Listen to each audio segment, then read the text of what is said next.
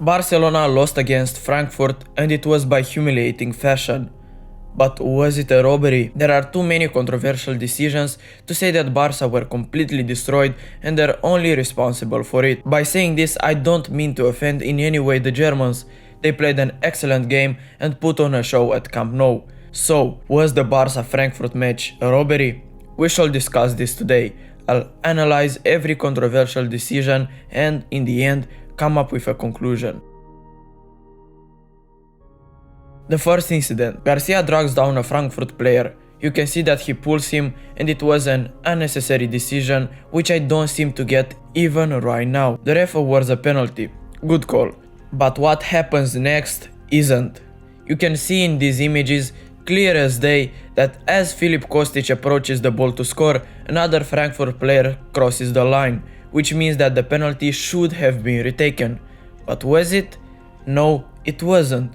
The referee didn't even check VAR, he didn't suspect anything. Certainly strange to say the least. The second incident. Barca get the ball inside the Frankfurt box, the player near Ferran Torres clearly touches the ball with his hands. It's like basketball. And do you remember 12th of April, Chelsea met Real Madrid at Santiago Bernabeu. Alonso touches the ball unintentionally with his hand, then scores later. But the goal is disallowed minutes after the ball hit the back of the net. Going back to our incident, what do you think happened next? Yes, the referee didn't even check VAR. He had some problems with his headphones, but he didn't check it later either. Who knows what could have happened if that penalty was awarded. If you apply the same rules against a team like Chelsea, then you certainly need to do the same against Frankfurt. What the referee did makes absolutely no sense. The third incident. This is the strangest one out of them all. Busquets scores what was a very important goal, and now the referee can suddenly check VAR and everything is working perfectly. I'm not saying that was an incorrect decision, it really was offside.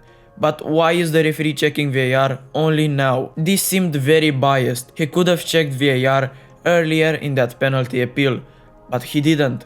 Not only that, but in the end, only 9 minutes were added, but many decisions took a lot of time, so it should have been at least 13. And the penalty. The last goal. The ref stops immediately the game after that. But again, where is the added time? If you look at the entire game, you can see that letting Barca attack at least one more time wasn't going to be a mistake. But no. The game stopped and that was it. The fourth incident.